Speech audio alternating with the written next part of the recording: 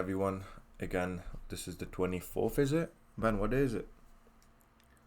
26, my bad. So, we're looking at different charts today, like usual. Never focus on one thing only because anything can happen in the market, so you don't want to be too much in a trade, or you don't want to be like just focus on one chart because you can miss a lot of opportunities. So, today we're looking at Euro GBP, sorry, and GJ2. We like the buys on GJs for sure, and we do like the sell that happened here. So obviously after these kind of candles, like usually you have like a retracement or something before it actually crushes. And if we go down on 15, which is the time frame below, we do see like there's a potential to go till up here. If the market goes below this point, then I would be a bit down before I sell, because then you can push till up here, and if you push till up here, then we don't know how the sell is gonna be. So what we want to see is actually the sell to actually come back before this point. So if we have a trade, it would be something like this. We are actually entered here, the stop is just here, and if you go back on an hour, the trade should carry on till here. It's gonna be like a bit longer than usual, and just for the safety, you should like even have this as candle. Obviously always risk the same percentage, don't over exaggerate. I mean, don't be too confident with any trade, don't be cocky, you can be wrong, and you never expect the market to go against you, but it happens. Like, it's not planned, and we don't plan what's gonna happen.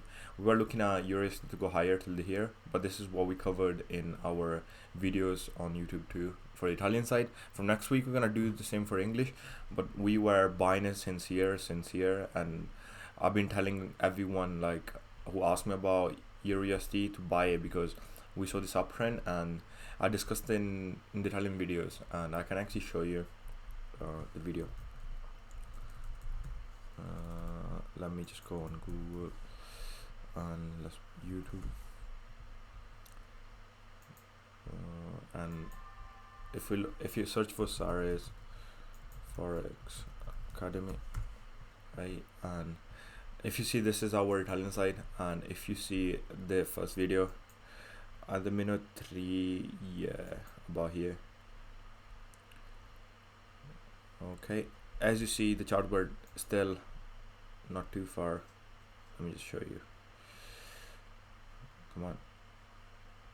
See, like the chart were here, and we're telling people to take it till up there. 151 pips was it, and if we go back on to 240, where the chart was, we was just on these levels. So as you see, the chart from there actually pushed, right, and we are way more than what we said. We have bought like 20 pips more, and I think it's gonna go till 200 pips. So as you see, that was a successful trade we gave out, and that's not only the only trade we gave. We actually gave gold too, and if you see, gold was here, and I was telling people to buy it because it makes sense. Like the speed was there, the consistency was there, and the trade was super easy. And if we go on gold, which is this, as you see from here, it came to the next area, and that's like half the movement last week did. And I do believe like on these points, because it's simple, right? Like we do see using the fib. I don't use fibs, but like if people like to use fibs because they give them key levels of the basically the whole move, and the key levels basically are gonna be places where the trend, in this case the sell, can come back, and we would like to see the sell in these area, especially 786 till 618. As you see, the sell came back, the buy died, and I do like to see this. That makes me think it can push a bit lower, because if you look at structure of the market, this is the breaking point, and we want to see if the chart can come back to these points. Let's just look at back Euro GBP and analyze that before we carry on. So we do like to see a sell position on this, because I wasn't even looking at on the forward, but I usually don't. If I go in the chart and I show you what I mean is this. So we do have this sort of like channel going down, or we can have a squeeze a bit, something I don't like to trade usually, because it like squeezes the trade basically, right? and if you go down to 15, this is actually going up, and this would be the best place to get in the trade. That's what we're discussing. We're already in. Doesn't mean we're gonna add up to the trade. We're gonna just wait now. If you go down on 5, this is going strong, so I do believe it can go up a bit higher than expected.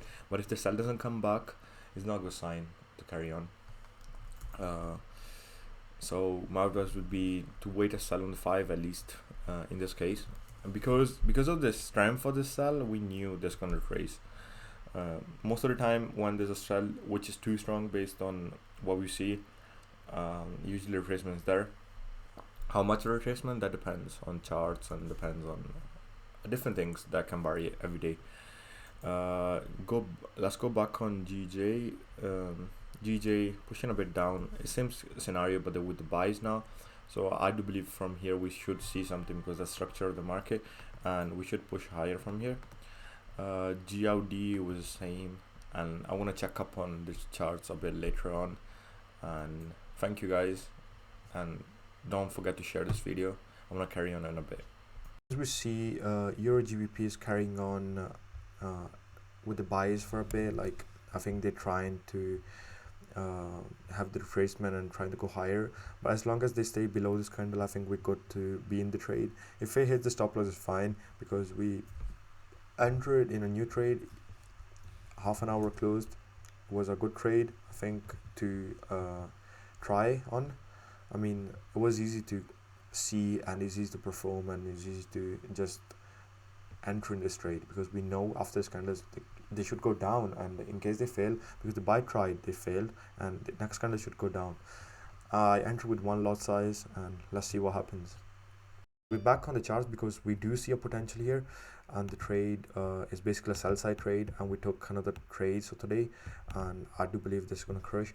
That's the stop loss we wanted in the beginning, but then we can perform a bit better, and should with this we do even see a potential to go down from here. We prefer Euro D overall, and we are in the EJ, which is just there for the time being. GJ failed, and I think now they should try, but I'm not comfortable with trading any of this mess. I don't like this neither. EGBP still on the point. We're back in track, and it should go in our way now. Thank you. Reporting in profit here, and as you know, we opened the trade about here after the candle closer. The stop was just here.